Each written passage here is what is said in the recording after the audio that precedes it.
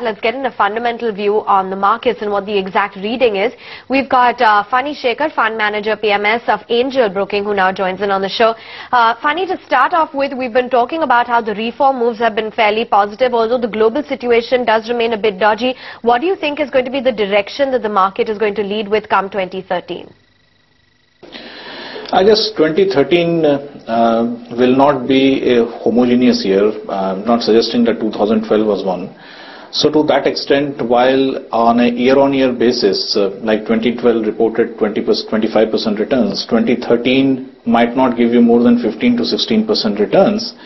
But there might be opportunities within the year, mainly related to both international developments as well as domestic developments, which investors, if they are alive to those opportunities, they can make very good returns. So while you have the problem of fiscal cliff, and all indications are that by December 31st, things may not be resolved and it might spill over to the second week or third week of January. If that were to happen and if there might be some short-term volatility, then investors, rather than selling out of their positions, have to look at accumulating good stocks.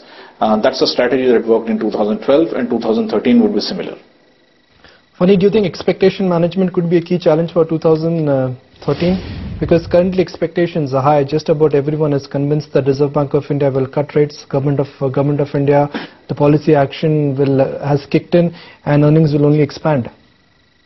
Yes, that's a very good point that you make. Because it's actually strange that the entire street is taking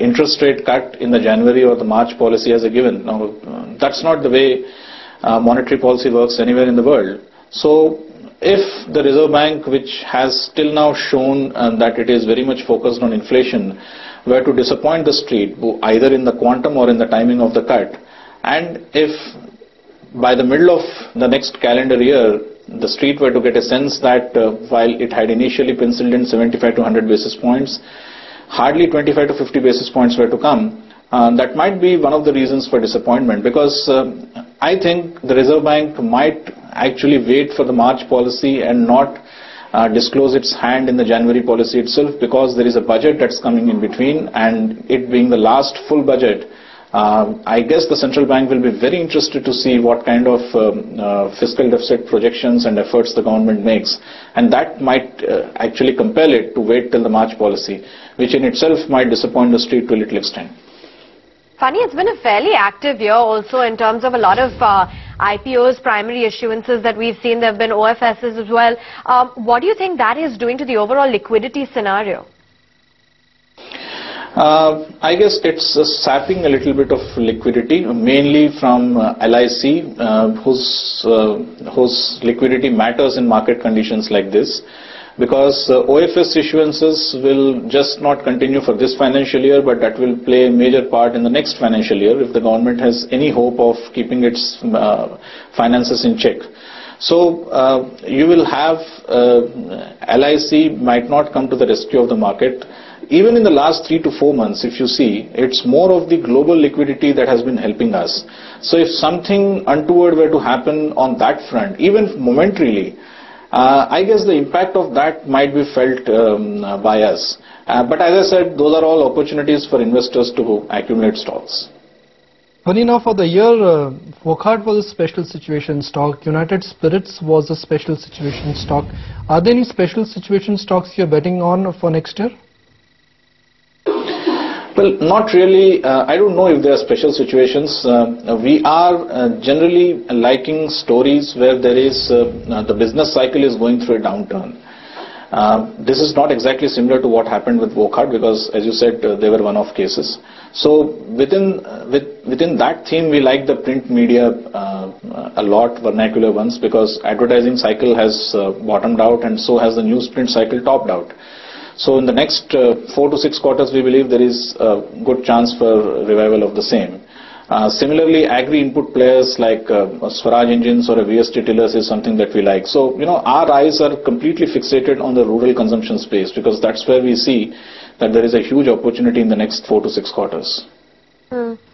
Funny, there's also an overall consensus that given the interest rate cut that is anticipated by the Reserve Bank of India, the infrastructure pack might see a good boost and the overall fundamentals will improve. Do you think that the worst is over for this space? Would you selectively buy into any beaten down names?